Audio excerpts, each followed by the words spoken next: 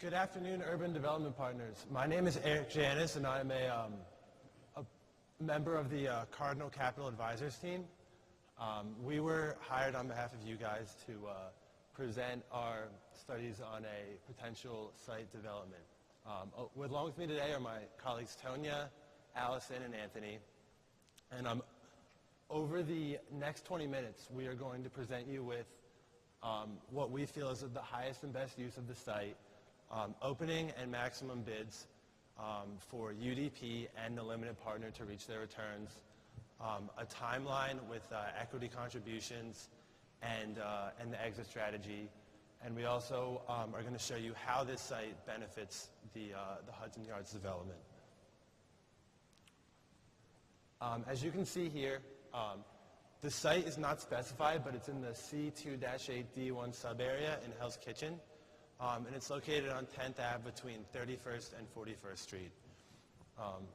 The site is 22,400 square feet in size, and it's zoned for predominantly residential use with limited commercial.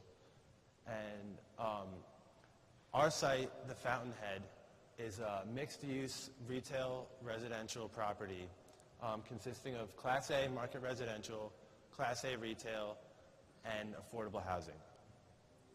And now I'm going to pass it off to Tonya to dive into the financials. Thanks, Eric. So our team analyzed a couple of different options for this site. In front of you, you have an office option and a retail option. During both options, we stuck consistently with the 38 floors market residential tower, a 3-floor affordable housing space, and a 3-floor Class A retail space. As you can see, the office option doesn't meet our investors' required returns. But in addition to that, we felt that the office option would be a little bit more risky. Debt financing will be a little bit tighter. That would affect our cash flow. And the Hudson Yards redevelopment initiative, specifically the Coach Tower, even had a little bit of trouble leasing up their office space. So in that particular scenario, we assumed an 80% occupancy rate. And in addition, 5 floors, we would be zoned for 5 floors of office, and we felt that that wouldn't necessarily be relevant in a place like Midtown West or Hell's Kitchen. So we decided to go with the retail. Our going-in cap rate is about 4.3%. As you can see, pretty much on par with the Manhattan market and the Midtown West market overall. And after construction upon development, our building would be worth about $738 a square foot. So here you have a brief bid sensitivity chart. In Appendix 1 of your packets, you can see the full bid sensitivity chart, years 5 through 10. And as you can see, of course, the bid price can vary depending on UDP's preference for their holding period. So we would probably open up bidding at our minimum bid about $50 million. That would be a $235 per square foot of as-of-right development space. That we benchmarked with a comparable property sold about a year ago, 332 West 44th Street, a parking garage in the area, and sold for about $225 a square foot. So we figured that would be a good benchmark for that opening bid. Our absolute maximum bid to meet our investors' returns would be, or investors' required returns would be $57 million. And keep in mind, the $57 million and the 7-year hold period has been used for all analyses that you see. So those are the two assumptions that we have there. Like I mentioned, our exit strategy were to be, hold on to the property for 7 years. That includes construction time. So upon development, it's really 5 years. And we'd be using a terminal cap of about 5.3. When it comes to equity contributions, the investors would contribute about 33% of the total construction cost. UDP will still have some skin in the game with about 5% equity. And the chart below explains the profit distribution, and this is to meet the equity investors' preferred return of 8%. So that's why in year 2016, 100% of the proceeds go to the equity investors first, and then from there on out, the 75-25 split, 25% to UDP. Some key figures to remember: we have a 38-floor market residential tower, 3 floors of retail space, 3 floors of affordable housing space. We meet our required IRR. Holding period of 7 years. Again, this is with our maximum land bid of $57 million. And upon completion, we are valued at about $738 per square foot. So I'll pass it on. Oh, here's a timeline, brief timeline for our equity investors between January 2014 and January 2016. It's probably when we begin that pre-lease period, and we could really solidify those occupancy rates. So now I'll pass it on to Allison to go over some zoning due diligence and the affordable housing component. A key component of our analysis had to do with sort of putting together a lot of moving parts as far as zoning requirements, sort of restrictions, legal restrictions and zoning restrictions, and whether or not to use affordable housing or to go ahead and not. So as you can see, our site is zoned for 6.5 minimum FAR if you do not use the inclusionary housing bonus. If you do include inclusionary housing and go forward with the bonus, your maximum FAR is increased to 12. This is what we utilized. There's also an FAR zoned out for commercial space of 3. Also, we thought it was important to note that any tower included on the site, which is 6 floors or 100 feet, depending on which is lesser, you can only include that tower on 30 to 40% coverage of a site. So this helped dictate for us the floor plans, the number of units, and the number of floors.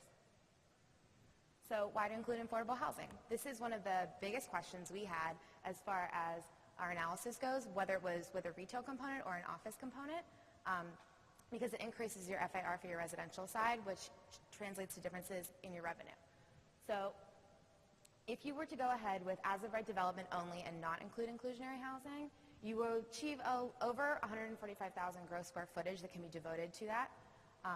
If you do include the inclusionary housing, this number here of 197 gross square feet, 1,000, is taking apart the residential side that's marketable and the affordable housing side. So you actually, this number 197,100 is the marketable rents. So the 5.5 additional FAR between 6.5 and 12, it gives you a total of 123,000 square feet. Specifically for market residential, this gives you, when you include parking requirements, which takes out some of your FAR from that rentable space, is 50,100 square feet, which actually translates to a little over 70 units. So that can show you the differences in revenue streams there. Another sort of consideration we had was inclusionary housing gives you a tax abatement for 20 years in your property taxes. This we did to sort of create a monetary value to give an idea of the monetary value this would translate into for our site development. We took a present value of those payments of property taxes that we would not be paying and did a present value calculation back to 2016, which is when the building would be leased up and open, and it's over $287 million, so it was sort of a no-brainer there. There are also other benefits to using an affordable housing program that are not just financial or for a tax incentive, and those include community benefits, ethical, and cultural benefits. The community benefits because when you increase the FAR, which happens whenever you do inclusionary housing, there's more space, there's more units, there's more residential units on a market basis and affordable units. So this, especially with the extension of the 7 subway line, which we will talk about a little later, this is going to really help bring more people into the area, and it's going to generate more economic activity, which also translates to more competitive environment for our retail space as well. And the ethical and cultural benefits to affordable housing, it fosters economic integration. You have both low and moderate income families, as well as median and above income families or households, units moving into the area. And also, because it is not a government subsidy incentive, it is developer incentive through zoning, there is no government spending. So that's great for everyone too. I'm going to hand it off to Anthony to dive into the market analysis. Thank you. As many of you may know, the Hudson Yards area is extremely underdeveloped in comparison to the rest of New York around it. There's a lot of things that contributed to this, including the restrictive zoning requirements, legislative constrictions, transportation issues getting in and out of the area, and also just a poor neighborhood reputation, making people possibly want to avoid the area. Change supporting a strong future outlook, however, is coming. Obviously, the new zoning requirements are already in place. There's an abundance of planned development happening because of this. This is definitely going to help the future outlook of the overall market. Also, the number 7 subway line has finalized an extension going into the area. This extension runs right in front of where our building would be. And also the mayor and some other key officials are on board with this plan. One of the main points the mayor wanted to get across was preserving the historical and cultural aspects of the city while still being able to expand the central business district of Midtown into the Hudson Yards area. Okay, just to go over a few key demographics, the population and the household income are expected to grow in the coming years. We actually think these numbers might be a little low based off of all the development coming into the area. In addition, as far as age, the average age of the area was about 25 to 35 years old. This was what stopped us from considering any type of condo development. We don't feel that people in this age group usually are trying to settle down for a very long period of time, so we thought renting would be a better option for them. Okay, just a few statistics divided up by property type. A couple I wanted to focus on, vacancy rate and cap rate for residential. These are well below what ours are in our actual calculations, so we think that our rates are more than competitive. Also with retail, we're going to talk a little bit more about this later on in the presentation. However, something I wanted to point out was the positive net absorption. Finally, as far as market comparables go for the Fountainhead, the overall square footage and rent in comparison on most of these are either in line or possibly below when you're basing it off of rent. So we don't feel that filling our property up as far as leasing goes is going to be much of a problem. And with that, I'm going to pass it on to Eric to talk a little bit more about site development. Thanks, Anthony. So our main goals for the site are to develop a prime real estate, or a prime retail center in the heart of the Hudson Yards development, and also to develop attractive housing that is of a better value than a lot of the current comparables, while keeping in mind the current demographics of the Hell's Kitchen area that consists of some lower class demographics, so that's why we tailored some affordable housing into. As you can see to the right, this is a potential model for our constructed building, and this is based off a current property on 10th and 41st Street. And as you can see, our total building FAR is 14.33, and as you can see, our residential FAR is very efficient and very close to our 12 target. And we're still keeping the 80-20 breakdown necessary for the additional 5.5 FAR bonus through affordable housing. And as you can see here, our market residential consists of different areas as well as different rents, and we have one standard unit for the affordable housing.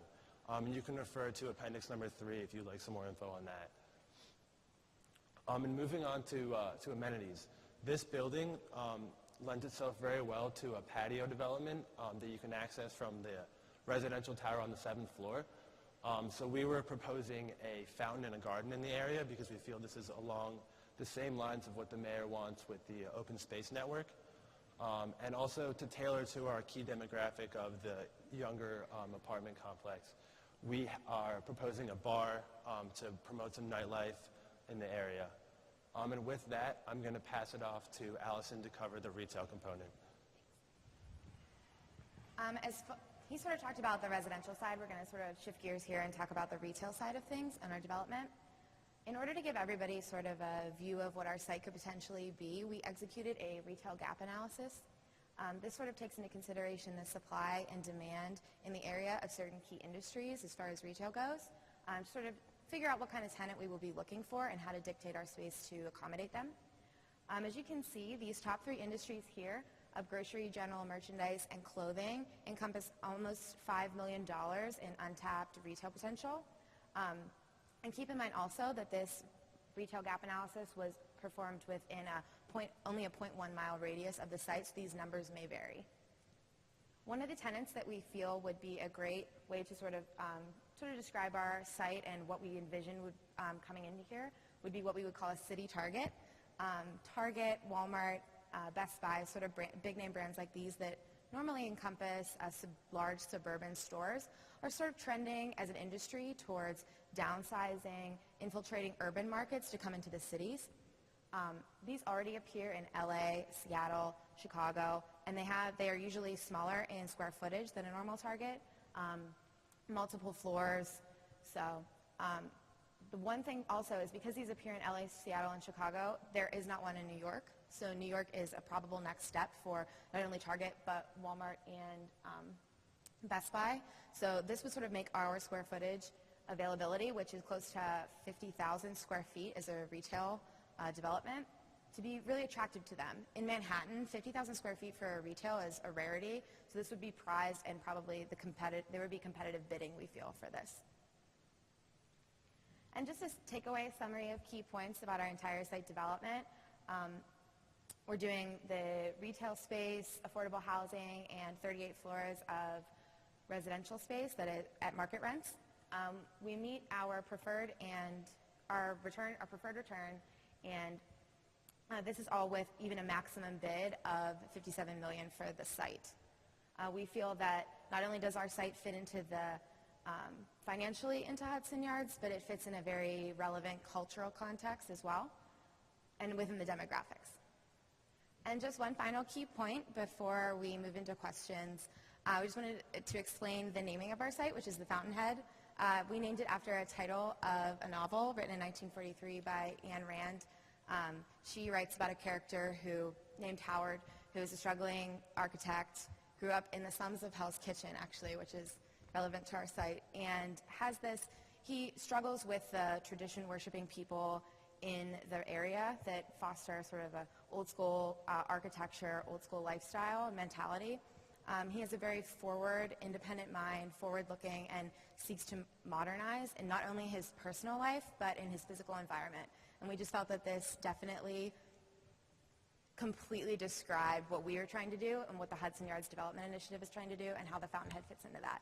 So we would advise any investors and UDP to be a part of it. Thank you.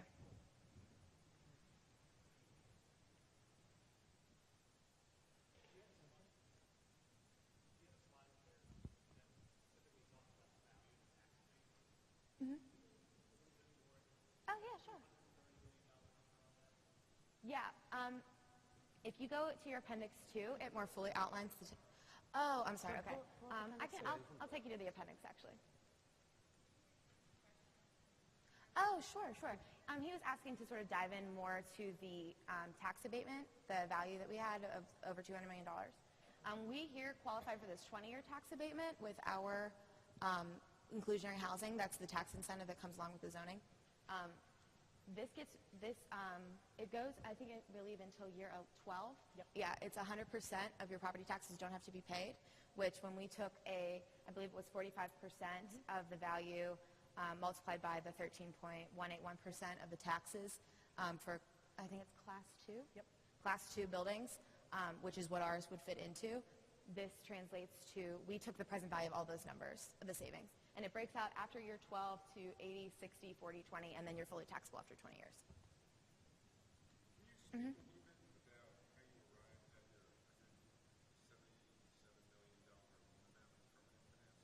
Okay, he's asking about how we got to our 177 permanent loan financing. I think that's in Appendix 4. So permanent loan financing, that is, the loan amount is 75% LTV. So that 4.3 cap valued us, and that's 75% LTV.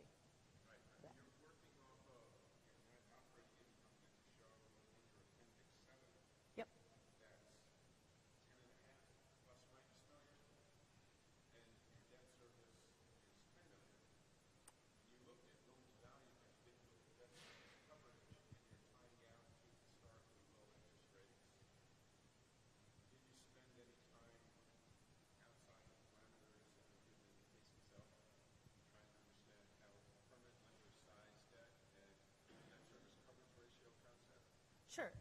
So, I mean, when it comes to the case, I believe this is 200 basis points above the 10-year Treasury loan. So that's how we got our interest rate. Our LTV is given. Our term is 10. As for our debt coverage, that is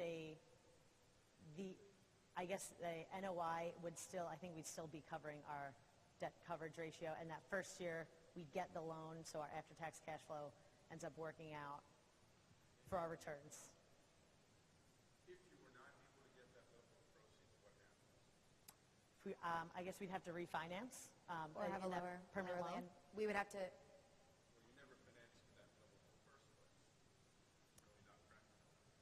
To receive these terms? A 75 LTV? Okay.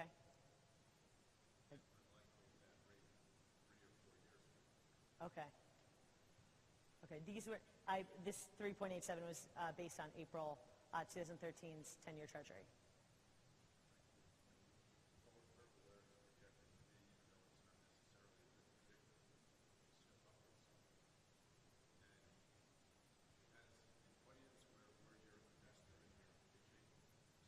Sure.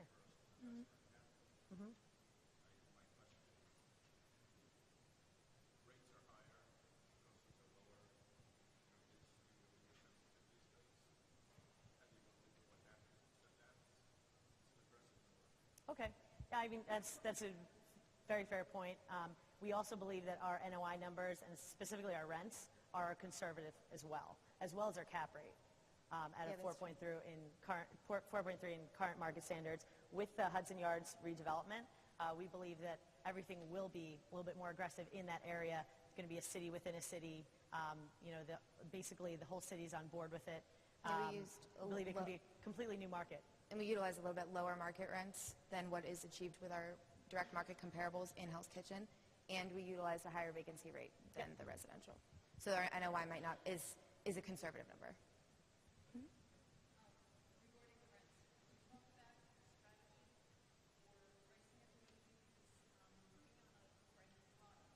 Sure.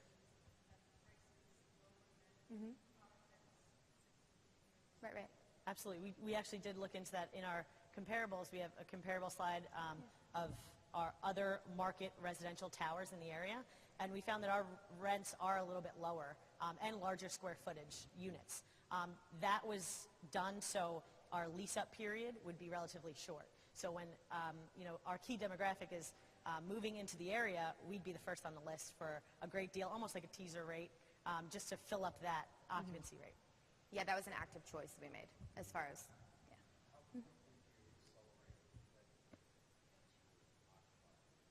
Rent growth, I have an assumption in there. I believe it's 3%.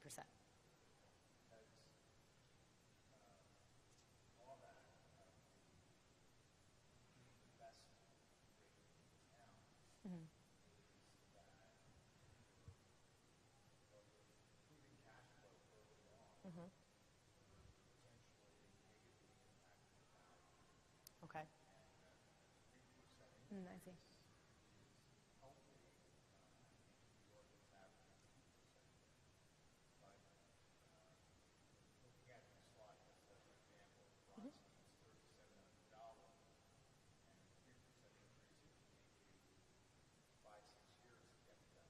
Sure.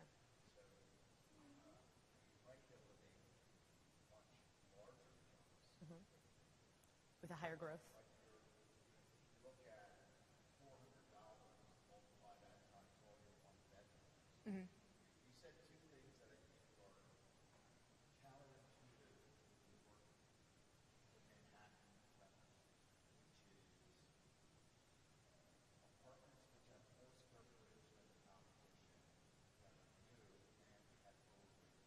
Right.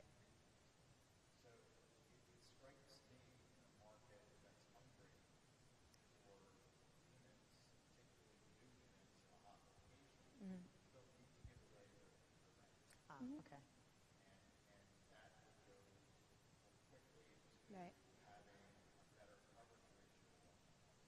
Yeah, I think that sort of ties into what you were mentioning earlier, that our NOI numbers, if we were to adjust these rents, would be, they are conservative at the numbers we put in. We did that on purpose to be conservative, so we weren't super opportunistic as far as our NOI goes. And also with Hudson Yards is undergoing a lot of redevelopment, and we expect more competition in the market. So Yeah, there will be exactly. more new developments as well. So.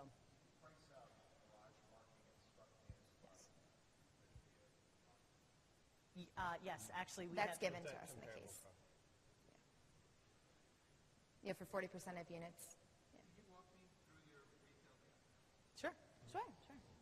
That's in an appendix somewhere, or It's there we go. What specifically? Our retail gap analysis, we took this off of, I believe, Site to Do Business.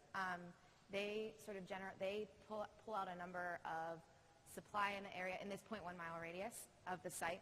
They pull out supply in the area of key industries, which is more than this, more than just these industries here, and the demand that is needed for those industries in that area.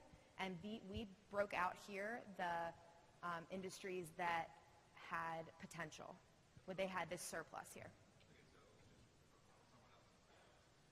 Right. We just wanted to get a general idea of what kind of tenant we were looking for in retail and whether that helped retail be a feasible option for us. Mm-hmm.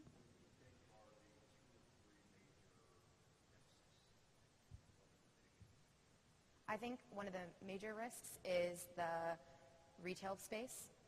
If you don't get a city Target or a Walmart or a Best Buy that are doing that city condensing, we do have a lot of residential or retail space available. So a risk would be maybe only having 1 or 2 tenants taking up smaller portions of that and having a higher vacancy rate. That's a risk. But a mitigant to that is we feel that it's going to be competitive because it is a large space, that it would attract a large tenant. I feel that that's very probable, that that's not very out there and super opportunistic. Also this retail gap, the top 3, we have grocery, general merchandise, and clothing. All 3 can be encompassed with Target or a city Target. And looking at their industry trends, we can look at New York as a probable next step.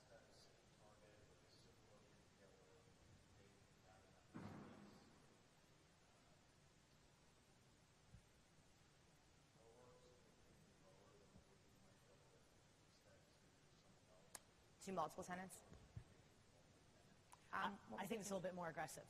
So a little over $100 a square foot that we used here because of this specific because the demand amount of for space. it and the amount of space and the fact that they want to come to New York. This new, kind of thriving development. And to continue to answer your question, another risk could be this whole Hudson Yards development initiative might not go as well as planned, or other, kind of trophy buildings in the area might not go as well as planned and might kind of bring down the whole submarket reputation. So that's also another risk.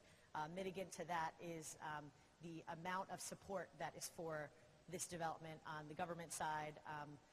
Everybody, transportation, that number 7 line is really going to increase foot traffic in the area, which again is another argument to why Target would be a perfect fit. Because if we're going to take that lot right on 10th and 41st, there's going to be a new subway station right there across the street. So that foot traffic will really increase, and I honestly think City Target would really thrive there. Yeah, it just improves access to it.